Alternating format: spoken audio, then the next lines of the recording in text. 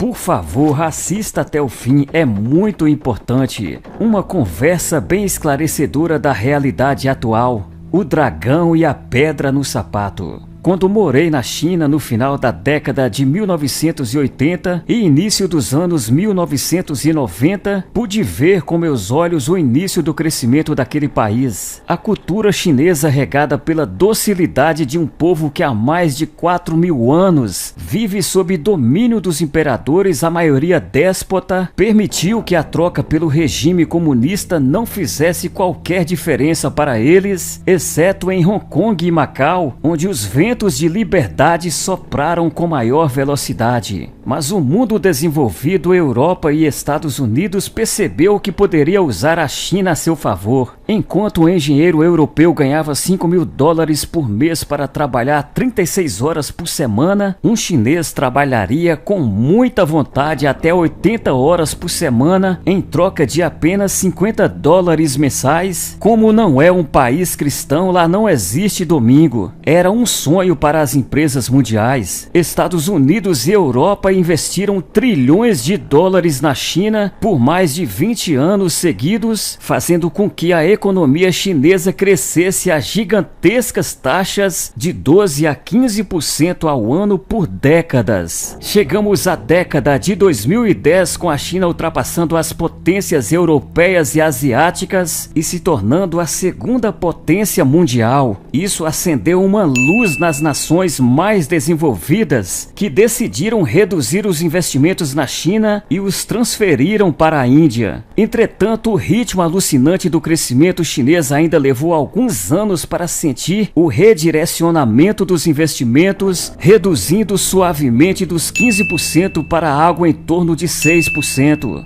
A Índia agora é a bola da vez, com a economia crescendo a estonteantes 10% ao ano. Mas as nações desenvolvidas não consideraram dois pontos básicos. Ambos os países, China e Índia, possuem uma população acima de 1,3 bilhão e também precisam de muita comida para alimentar sua população. Uma pequena ascensão social de 10% da população, por conta do aumento de oportunidades de trabalho e renda, representa toda a população de vários países europeus. Isso tem levado os chineses e indianos a invadirem os países mais pobres, sejam da Ásia ou da África, para a semelhança do que a Europa fez nos séculos passados, explorar todas as riquezas desses países pobres. Se apenas 1% dos 10% mais ricos desses países resolverem investir seus lucros na Europa ou nos Estados Unidos, poderiam criar, e têm criado, problemas no sistema bancário mundial. A China hoje já possui mais de 4 trilhões de dólares em títulos do Tesouro Americano e investimentos diversos em países pobres, Brasil inclusive, acima de 1,5 trilhão de dólares. Os indianos e chineses, mais estes, que prezaram pouco pela ética ou valores morais judaico-cristãos, são países onde o cristianismo é minoria, encontraram nos países pobres um ambiente amigável para praticar seu esporte favorito, a corrupção. Os chineses, há mais tempo no mercado e com menos problemas de consciência, conseguiram dominar mais áreas na África. Porém, para prover comida, a joia da coroa era a América do Sul, sendo o Brasil a mais preciosa. Novamente, por uma mistura de ideologia e corrupção, a China tem levado vantagem sobre a Índia. Vários países latinos já estão beijando os pés chineses, pagando seus empréstimos com comida e matéria-prima subvalorizadas. Mas o sonho de consumo dos chineses sempre foi o Brasil. Tudo estava indo bem, mas quando os chineses finalmente resolveram comprar o Brasil, eis que os brasileiros, alheios a tudo o que se passava no mundo, resolveram colocar Bolsonaro na presidência. O problema é que os governos passados prometeram mundos e fundos para os chineses, que pagaram grandes lotes de propina na esperança de garantir comida e recursos naturais por mais 500 anos. Agora, mesmo comprando muitas terras, cooperativas agrícolas, empresas, portos, ferrovias, entre outros, suas atividades a cada dia estão mais restritas no Brasil. A xenofobia está à flor da pele. A realidade é que os chineses estão sofrendo na América do Sul. Investiram muitos bilhões na Venezuela, confiantes no petróleo, mas a produção de 3,5 milhões de barris diários caiu para 400 mil. Na Argentina, com a crise do coronavírus, a queda na produção foi de mais de 40%, ou seja, não tem comida para pagar os empréstimos. Pelo lado americano e europeu, a pressão está cada dia maior e os acordos comerciais que privilegiavam a China nos mercados mundiais estão um a um sendo revistos com sérios prejuízos para os chineses. Até Joe Biden, presidente dos Estados Unidos, continuou com a política restritiva americana com a China e ainda chama o Trump de nacionalista. A pergunta de 1 trilhão é: qual será a consequência disso tudo para a China e a Índia? As questões comerciais dos chineses com europeus e americanos são o menor dos problemas. A questão custo ainda será importante por algum tempo. Logo a China conseguirá vender seus Xing-Lings por um bom tempo. Mas o gargalo será arranjar comida para quase 3 bilhões de pessoas, China mais Índia, que estão ficando um pouco mais ricas e exigindo um pouco mais de comida em seus pratos. Será que os dois maiores produtores de alimento do mundo, Estados Unidos e Brasil, vão dar colher de chá para China e Índia? Acho muito difícil, ainda mais se Bolsonaro conseguir um novo mandato de mais 4 anos. Daí a urgente necessidade de evitar a qualquer custo sua reeleição. O grande problema é que a crise alimentar já está batendo a porta e esperar mais 6 anos será uma eternidade. Estados Unidos e Europa consomem aproximadamente 40% de todos os alimentos produzidos no mundo. Se considerarmos os grandes países da Ásia, Japão, Coreia, Malásia, etc., já teremos mais de 70% dos alimentos produzidos comprometidos. Como alimentar com 30% os 50% restantes da população do mundo?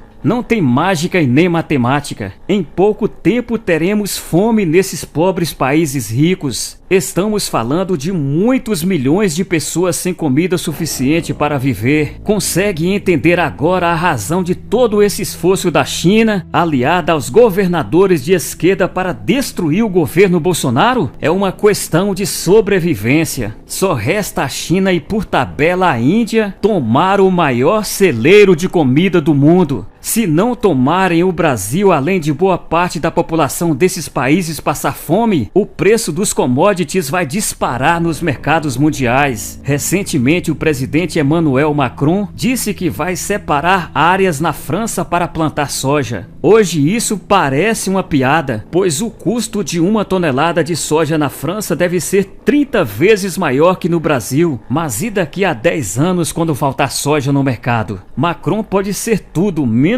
louco. Atualmente, poucos países como o Brasil, Estados Unidos, Canadá e Argentina conseguem alimentar sua população, e essa situação deve perdurar por muitos anos. O Brasil está em uma situação muito privilegiada, pois usamos apenas 16% de nosso território com a agricultura e pastagem para gado. Podemos ainda crescer 100% sem comprometer qualquer sistema ecológico. Por qualquer ótica que se tente resolver essa questão chamada comida, passaremos pelo Brasil e todos sabem disso. Daí a luta da Europa e dos Estados Unidos, por exemplo, para impedir que nossa agricultura cresça, usando como argumento a destruição da Amazônia. Querem destruir, ou pelo menos tentar, aquele que será o maior celeiro do mundo até 2030. Mas a pedra no sapato chama-se Bolsonaro e a direita brasileira. Ou seja, todos vocês que estão ouvindo, comentando e compartilhando este vídeo. Creio que tanto Estados Unidos quanto a Europa deveriam tratar melhor o Brasil. É a única chance que possuem para dobrar o grande dragão. Exceto se mais uma vez a China resolver eliminar 20% da sua população, já que o vírus chinês não conseguiu matar nenhum 1% da da população. Se a China comprar o Brasil, o mundo passará fome. Se não comprar, a China passará fome. Nada é impossível para esse país, onde morrer pela nação é um ato heróico para o povo chinês. Por isso, tudo é possível, não duvidem. Espero que o Brasil se prepare e, para o bem do mundo, que os chineses, os governadores e políticos corruptos, junto com a imprensa ideologicamente comprometida e parcial, não consigam derrubar Bolsonaro, acelerando a mudança da cor da nossa bandeira para vermelha com estrelas. O que a falta de comida no prato pode fazer no mundo. Texto de J.E. Conti, engenheiro, consultor de negócios, escritor e empresário. E agora eu quero ler o seu importante comentário aqui no canal youtube.com/Célio Lobo. Aproveite e se inscreva aqui no nosso canal e ative o sininho marcando a opção todas para receber diariamente novos vídeos em apoio a Bolsonaro.